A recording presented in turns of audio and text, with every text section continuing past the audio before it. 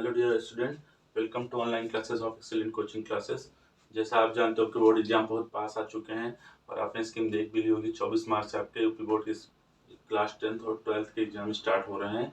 तो आप जानते हो थोड़ी क्लास लेट हो रही है, इस समय थोड़ा डिस्टर्बेंस चल रहा है, इसलिए कंटिन्यू क्लास हो नहीं पा रही है। तो चलिए देखते हैं, अभी हमारा अनसॉल्व का जो चौथा सेट चल रहा था उसका पार्ट 3 आज इस सेट को हम फिनिश कर देंगे, फिर अगली क्लास में अगले सेट की तरफ बढ़ेंगे।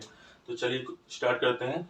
कह रहा है क्वेश्चन 4 का एक पार्ट है, देखते हैं क्या कह रहा है क्वेश्चन। एक खगोलीय दूरदर्शी के अभिदृश्यक लेंस की फोकस दूरी 1 मीटर है।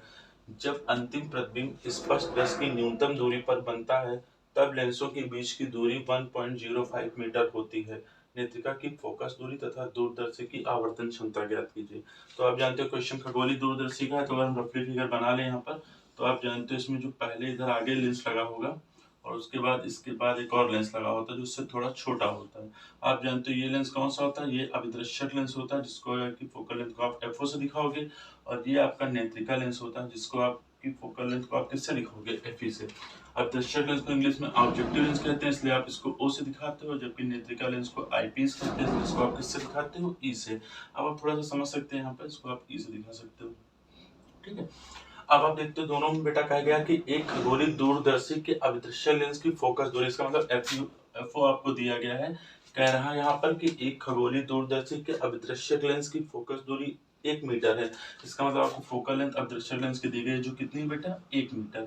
जब अंतिम प्रतिबिंब स्पष्ट दृश्य की न्यूनतम दूरी पर बनता है, तो आप जब जानते हो अंतिम प्रतिबिंब कहाँ बनना है बेटा, स्पष्ट दृष्टि की न्यूनतम दूरी पर, न्यूनतम दूरी पर जो कितनी होती है बेटा, आप जानते हो D बराबर होता है 25 सेंटीमीटर। हाँ, आपको समझ में कितना होता है बेटा, D की वैल्यू होती है यहाँ पर 25 सेंटीमीटर। तब लेंसों के बीच की दूरी 1.05 मीटर होती है। तो इस समय आप जानते हो जो लेंसों के बीच की दूरी होती है इस स्थिति में कितनी होती है बेटा, यहाँ पे अगर हम ध्यान दें तो इस स्थिति में जब दोनों लेंसों की दूरी के बीच की बात करेंगे तो ये होती है आपकी कितनी होती है बेटा, FO प्लस UE। कितनी होती है, FO प्लस UE के बराबर होती है। इसका मतलब आपको FO प्लस UE दिया गया है जो किसके बराबर है, 1.05 मीटर। जबकि FO आपको दिया गया है कितना है, 1 मीटर के बराबर है, plus UE is equal to 1.05। अगर इसको लाके इधर घटा दे तो कितना हो जाएगा, 1.05 माइनस 1, तो UE इज इक्वल टू कितना हो जाएगा, 0.05 मीटर। बात समझ में आ रही है? इसका मतलब आप जानते हो UE की वैल्यू कितनी होगी, 0.05 मीटर। अब आपसे पूछे नेत्रिका की फोकस दूरी तथा दूरदर्शी की आवर्धन क्षमता ज्ञात कीजिए। चलिए समझते सबसे पहले, जब हमको UE का मान मिल गया और हम जानते हैं अंतिम प्रतिबिंब कहाँ पे बनना, इस पर दर्श की न्यूनतम दूरी पर, तो आपको पता होगा यहाँ पे अगर हम देखेंगे, इधर आपको थोड़ा रफली डायग्राम समझा देते हैं कि जैसे ही आपकी ऑब्जेक्ट इधर रखी हुई है AB, तो यहाँ पहले एक इमेज बनती है आपकी उल्टी, जो क्या होती है बेटा, अगर हम ध्यान दें इसमें, तो ये AB ऐसे रखी है तो नीचे ले जाओ आप A डैश और ये B डैश। इसके बाद आप जानते हो यहाँ पे आपकी फाइनल इमेज बनेगी जो किससे दिखा सकते हो आप, A double dash B double dash, ठीक है। थोड़ा रफली आप डायग्राम समझ सकते हो, तो थोड़ा यहाँ समझते हैं बेटा। इसके लिए हमको पता है कि अंतिम प्रतिबिंब तो इस पर 10 की न्यूनतम दूरी पे बनना है। इसका मतलब आपको यहाँ से VE भी पता चल जाएगा जो किसके बराबर होगा, D के, और D आप जानते हो कितनी है, 25 सेंटीमीटर। अब आपको पता है अगर प्रतिबिंब क्या हो, वस्तु के साइड ही बने तो V को भी निगेटिव लेंगे जबकि U को तुम निगेटिव लेंगे। यहाँ पे अगर इसको सेंटीमीटर में बदलेंगे तो आएगा माइनस का 5 सेंटीमीटर। सारी चीजें आपको समझ में। अब यहाँ से हम फोकल लेंथ निकालेंगे, क्या फॉर्मूला लगाएंगे बेटा, 1/f is equal to 1/b minus 1/u, क्योंकि नेत्रिका लेंस के लिए इसे FE, VE और UE कंसीडर कर लेंगे यहाँ पर।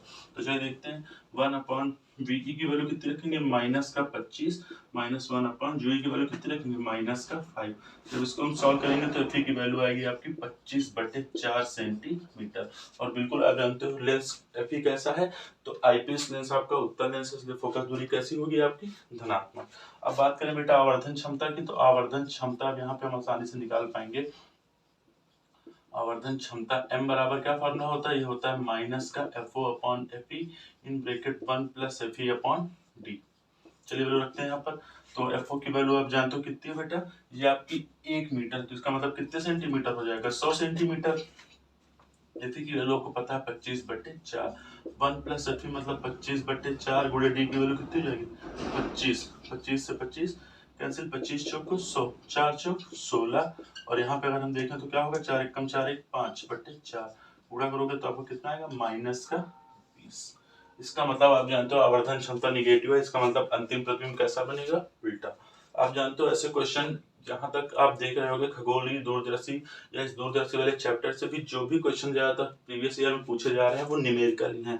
थ्योरी के क्वेश्चन इससे कम से कम पूछे जा रहे हैं। इसलिए आप जब पेपर देने जा रहे हैं बोर्ड का तो आप कोशिश करिए कि इसके सारे फॉर्मूले आप याद करके जाइए, कोई भी फार्मूला आपसे मिस ना हो। तो चलिए इस क्वेश्चन को नोट कर लीजिए। आशा करते हैं आपको क्वेश्चन अच्छे से समझ में आ गया होगा।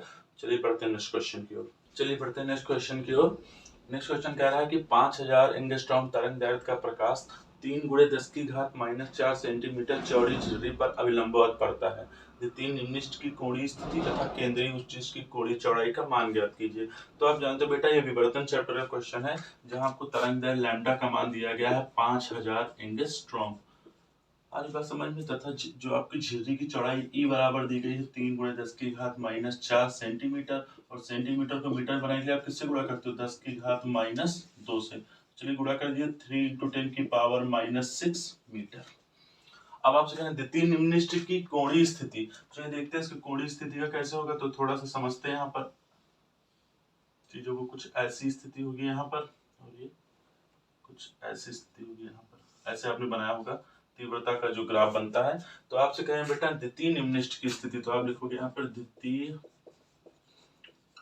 निम्निष्ठ की स्थिति की कोणीय स्थिति। कैसी स्थिति बेटा, की कोणीय स्थिति। क्या होता है फॉर्मूला इसके लिए, तो आप जानते हो थीटा किसके लिए निकालना आपको, द्वितीय के लिए, तो theta is equal to m lambda by e। अब आप जानते हो द्वितीय के लिए क्या है, तो m बराबर कितना रखोगे आप 2 रख दीजिए यहाँ पर, m बराबर 2। लैम्डा आप जानते हो 5000 एंगस्ट्रॉम, जिसको मीटर में कैसे बदलेंगे 10⁻⁻10 से गुणा करके, जो p की वैल्यू कितनी 3 × 10⁻⁶। अब आप गुणा भाग करोगे यहाँ पर तो आंसर कितना आएगा बेटा 0.33। कोणीय स्थिति तो किसमें आएगी, रेडियन में। यहाँ पे कितना आंसर आएगा आपका 0.33 स्थिति। अब आपसे कह रहे हैं केंद्रीय उच्चिष्ठ की चौड़ाई, तो केंद्रीय उच्चिष्ठ की कोणीय चौड़ाई तो कितनी होगी बेटा, ये आप जानते हो। अगर आप ध्यान दो तो ये इधर की अगर हम देखें थीटा, तो इधर वाले भी कितनी होगी थीटा, तो पूरी होती है आपकी 2 theta is equal to 2 lambda by e. और आपको कैलकुलेट करने की जरूरत ही नहीं क्योंकि अभी आपने जस्ट कैलकुलेट किया है। तो आप जानते हो ये वैल्यू भी किसके बराबर होगी 0.33 रेडियन। आ रही बात समझ में। आई होप क्वेश्चन आपको अच्छे से समझ में आया होगा। देखिए ऐसे क्वेश्चन में आपको क्या करना होता है, आपको कॉन्सेप्ट बेस्ड तरीके से पढ़ना है ताकि आपको सारे फॉर्मूले पेपर में अच्छे से आ रहे हैं। तो आपको पता है दोनों का आंसर सेम ही आया है और आप देख रहे हो दोनों को एक ही तरीके से सॉल्व भी किया गया है। तो आप इसको अच्छे से देख लीजिए, दोनों को एक बार और अच्छे से समझ लीजिए, नोट कर लीजिए। तब तक बढ़ते हैं नेक्स्ट क्वेश्चन की ओर। नेक्स्ट क्वेश्चन कह रहा है कि दो बहुत बड़े व सीधे तारों के बीच की दूरी 10 सेंटीमीटर। आपको दिखाई दे रहा होगा यहाँ पे दो बने हुआ फिगर दिया हुआ आपको। दो सीधे और समांतर लंबे तार हैं जिनमें आप जानते हो पहले वाले तार में 5 एम्पीयर की धारा बह रही है जबकि दूसरे वाले तार में 1.5 एम्पीयर की धारा बह रही है। ये दोनों तारों के बीच की दूरी 10 सेंटीमीटर हो तो इनके बीच में पहले तार से 4 सेंटीमीटर की दूरी पर एक बिंदु P है जिस पर आपको चुंबकीय क्षेत्र का मान व दिशा ज्ञात करनी है। तो आप जानते हैं यहाँ पर हम आसानी से देख लेंगे, लेकिन सबसे पहले हमको दिशा देखनी है।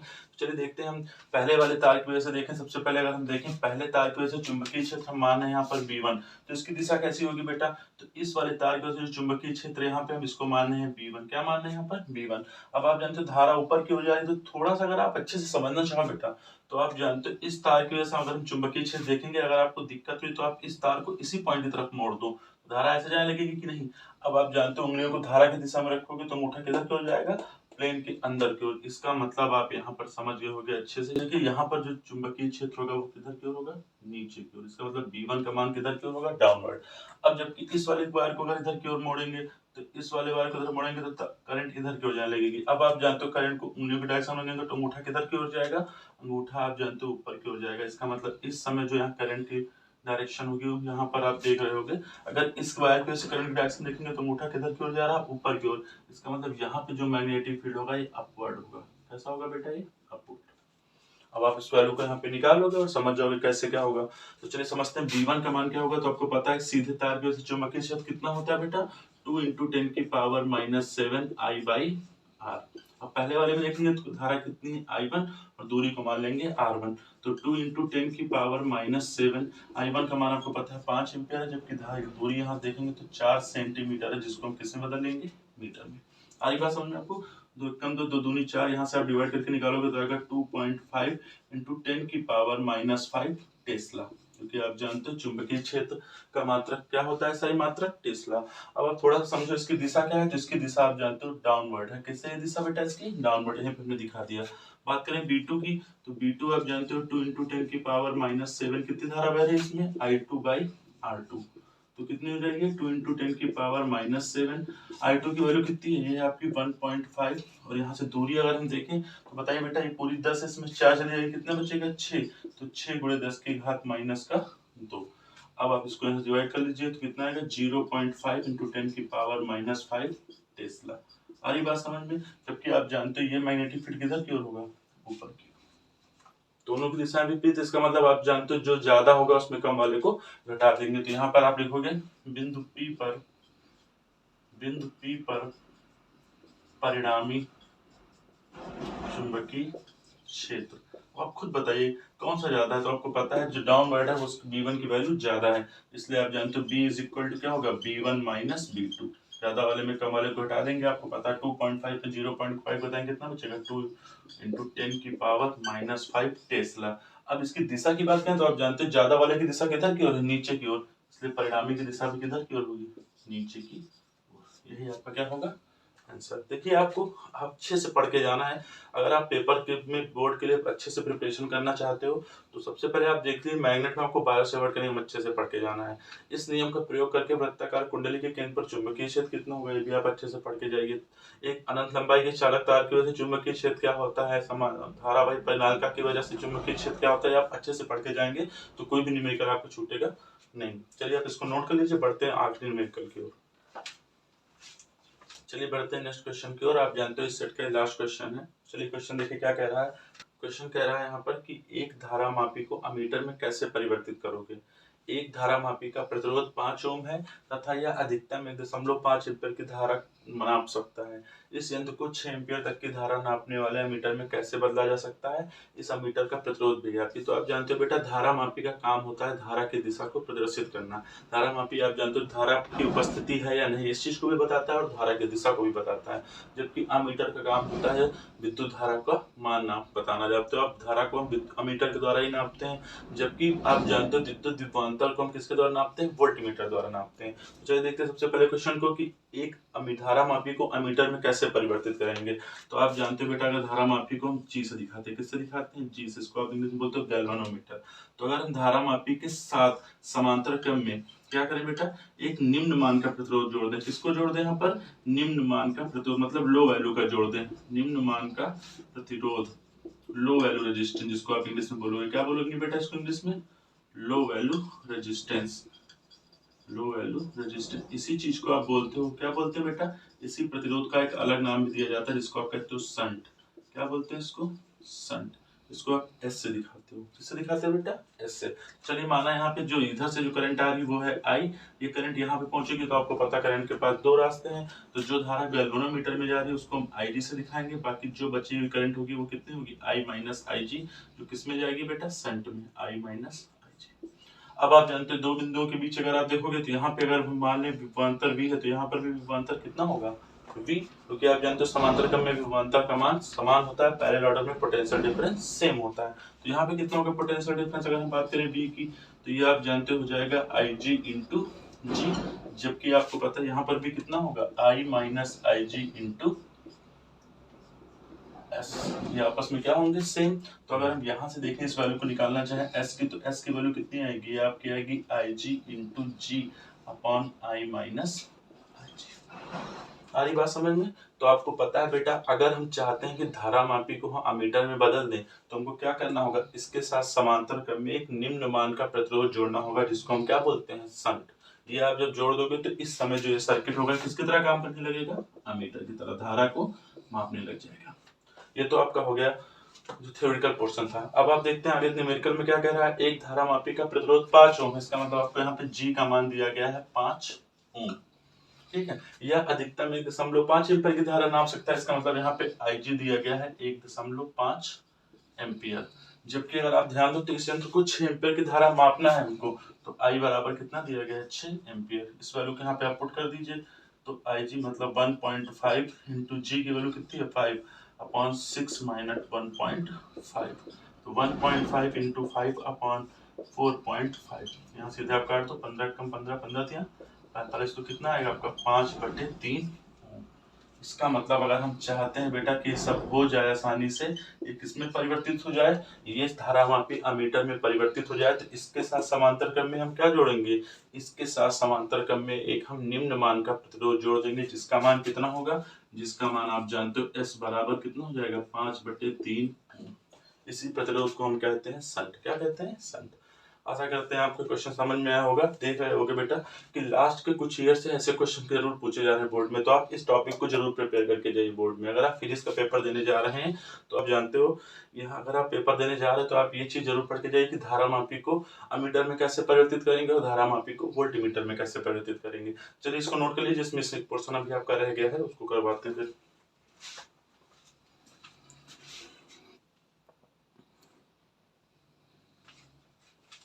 चलिए इसी में एक और पोर्शन क्या रहा है, इस अमीटर का प्रतिरोध भी ज्ञात कीजिए। तो आप जानते हो बेटा कैसे निकालोगे, आसानी से आप निकाल सकते हो। यहाँ पे आप जानते हो संट जो है वो 5/3 ओम का है। यहाँ पे जो संट लगा हुआ है आप जानते हो 5/3 ओम का है, जबकि गैल्वेनोमीटर का प्रतिरोध आपको पहले से दिया गया था, कितना है बेटा ये 5 ओम का है। और आप जानते हो दोनों किस क्रम में है, समांतर क्रम में। तो लिख दीजिए आप 5 ओम कामा 5/3 ओम। प्रतिरोध किस में है बेटा, समांतर क्रम में। किस क्रम में है, समांतर क्रम में है। इसलिए अगर हम यहाँ देखें बेटा तो 1/r is equal to 1/5 plus 1/5/3। कितना जगह बेटा 1/5 प्लस 3/5, या 1/r इज इक्वल टू 4/5। तो यहाँ से अगर हम देखें तो r की वैल्यू कितनी आएगी 5/4 ओम। और यही आप जानते हो इस अमीटर का क्या होगा, प्रतिरोध, जिसका मान कितना हो जाएगा बेटा, अगर आप डिवाइड करना चाहो तो 1.25 ओम। यही आपका फाइनल आंसर। तो आशा करते हैं आज का सेशन आपको अच्छे से समझ में आया होगा। आपके लिए लगातार मेहनत की जा रही है। 4 सेट आपको पता है 2020 के कंप्लीट हो चुके हैं इस क्लास तक।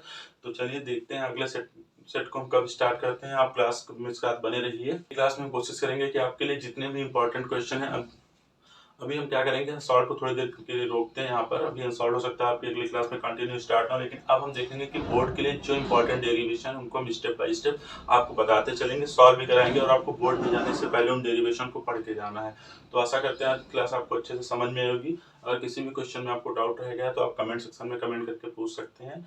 और आप लगातार चैनल पे बने रहिए, नई नई वीडियोस आपको जल्दी जल्दी अवेलेबल कराई जाएंगी, ताकि आपके बोर्ड में काफी हेल्प आपको मिल सके। चैनल पे नए हैं तो वीडियो को लाइक कर दीजिए, चैनल को सब्सक्राइब कर दीजिए, नोटिफिकेशन बेल को प्रेस करना मत भूलिएगा, ताकि आगे आने वाली हर एक वीडियो का नोटिफिकेशन आपको पहले से ही मिल जाए। और जब लगातार कोशिश ये की जा रही है कि आपके बोर्ड के लिए अच्छे से अच्छी प्रिपरेशन करवाई जा सके। तो चलिए मिलते हैं नेक्स्ट क्लास में, तब तक के लिए ख्याल रखिए। Thank you so much.